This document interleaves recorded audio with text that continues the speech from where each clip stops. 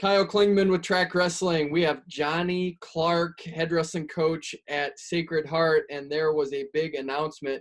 A women's wrestling program is being added at Sacred Heart. This is big time, man. How does it feel to be part of a historic announcement?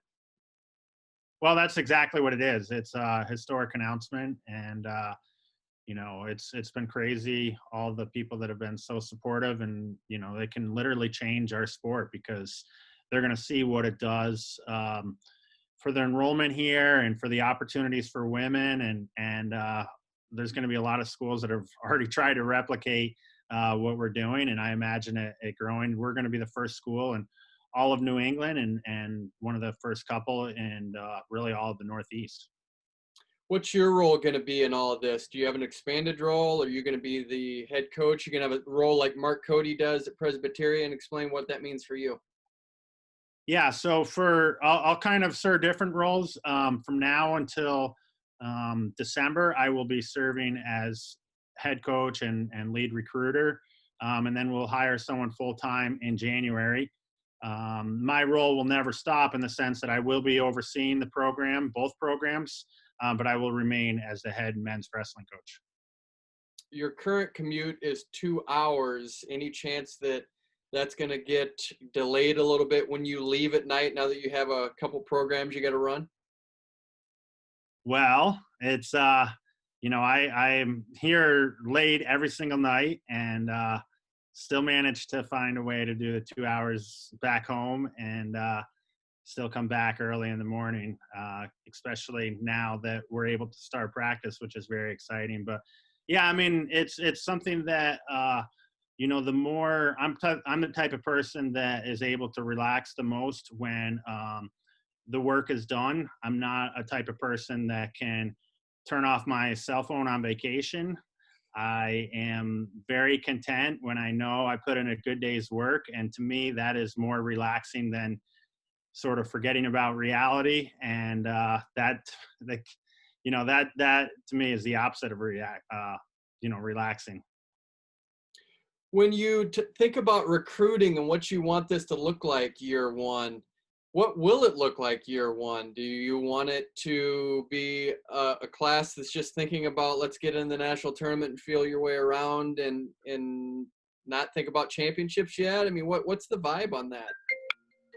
I think that the biggest thing is that we're going to be competing right away. And it's exciting because it's not like we're starting a program and then it'll be several years down the line. It's going to be competing right away. And it's something that we have to have a big recruiting class.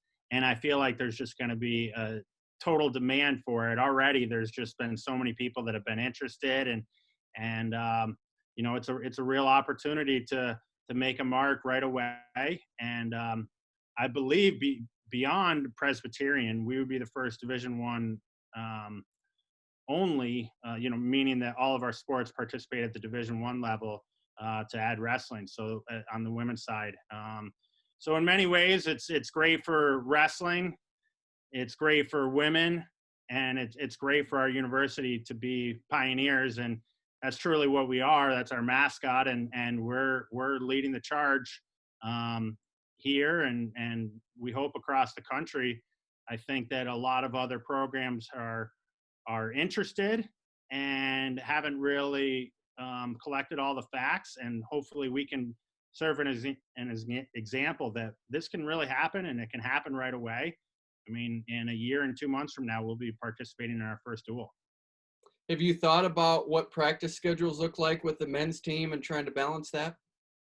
We have, and ironically, that was one of the questions that was brought up, and I'm sort of dealing with that right now. I feel like I have 4 different teams I naturally have a big roster, 51 right now, but we're breaking our pods into 4 or 5 groups just to accommodate, with social distancing and following all the right protocols. So this will be a natural progression, and schedules will already be in place to make it a smooth transition for when that does happen, and we can consolidate into the 2 teams. And we've already sort of explored that. How many women do you want on that inaugural roster? 51. match the men's side. I mean, really, this is about equal opportunity. If we have more than that, that's great too. Is that realistic year one? I'm not sure, but I know that there's a lot of interest and the sport continues to grow. And that's not just me saying that, that's the NCAA promoting it as an emerging sport. And so I'm not alone in thinking that there's a great demand for this. And I imagine already there's a lot of student athletes that are interested, and I imagine it continues here in the months and years to come. Are you going to balance that with your assistant coaches and what their responsibilities will be on both sides? I think we'll all have certain roles by definition, but it's like anything else. We're gonna wear a lot of hats, and we're gonna do everything we can until the job is done. And there's going to be a lot of educating both the student athletes on our team, my staff, who we hire, and understanding each other's sport. And I think that's very healthy. And we have to learn from each other's sport. There's certain things that they do really well and certain things that we do really well. And if we can mesh that together, we'll both be greater for it. Take us through the particulars. When will the first year be of actual competition? Yeah, so it's going to be November of 2021. And so it's going to happen quick. And I've already plotted out a schedule. And part of that schedule is the initial year will have 11 competitions. And as of right now, would not extend beyond the state of Pennsylvania, which is is sort of hard for a lot of people to believe because they don't really realize how many schools that have it already. Albeit they're not all Division I, but they will be amazed at the level of support that, I'm not the first one to think of this idea and certainly not going to be the last. And so if we can put a regional schedule together in year one, it makes sense. And I just have visions of that opening night. And I don't know exactly what it looks like, but it's something of the, a double duel or a combination of a duel between the men and women, because there's a demand for it. It's going to be exciting.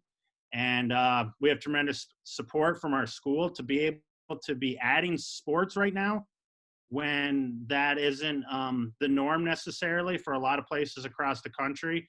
Just really goes to show you the level of commitment Sacred Heart University has towards wrestling in general.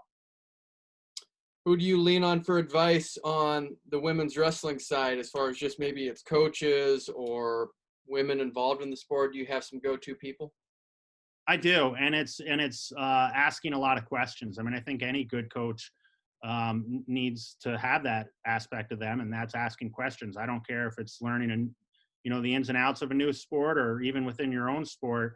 Educating yourself. It's funny when we go to the NWCA convention every year, and they do a sort of a little icebreaker, if you will, and it every year it kind of shows how much coaches are able to talk but not necessarily able to listen. And so here's a situation where we have to listen and we have to take note, and then when we become very familiar, we're going to be the ones giving advice to the people that are going to be following suit. We'll end with this. Bobby Valentine, the former manager in baseball, of course, played in the majors. What's it like working for him as the AD? It's phenomenal. I mean, the level of support that he gives us is second to none. He's at every single one of our matches. He's all on board in us adding this sport and helping us as much as we can. He really, a lot of times you take a job and you don't know what to expect. And I think it's really refreshing to have a job that you are given so much more than you even thought you were going to be given. And it's something that not only with Bobby, but other administrators that are really becoming educated in the sport of wrestling. And it goes along with my theory that everyone loves wrestling, just some people haven't been introduced to it yet. And I joke, I have a weekly meeting with my direct supervisor, Mike Costelli, and he amazes me in what he knows and what he's picked up with in wrestling over the years. I mean, he doesn't even really understand or know how much he understands about the sport and how much he gets into it. And so not only with Bobby, but the rest of the supporting staff, even up to the higher dignities at Sacred Heart University, it's just so refreshing to see everyone really excited. And I imagine with adding women's wrestling, it's going to be magnified. Johnny, thanks for sharing this great news with us. Let's hope that more programs add, and can't wait to see what's going to happen next at Sacred Heart. Absolutely. Thanks for having me, Kyle. And we appreciate it. We look forward to being pioneers of women wrestling.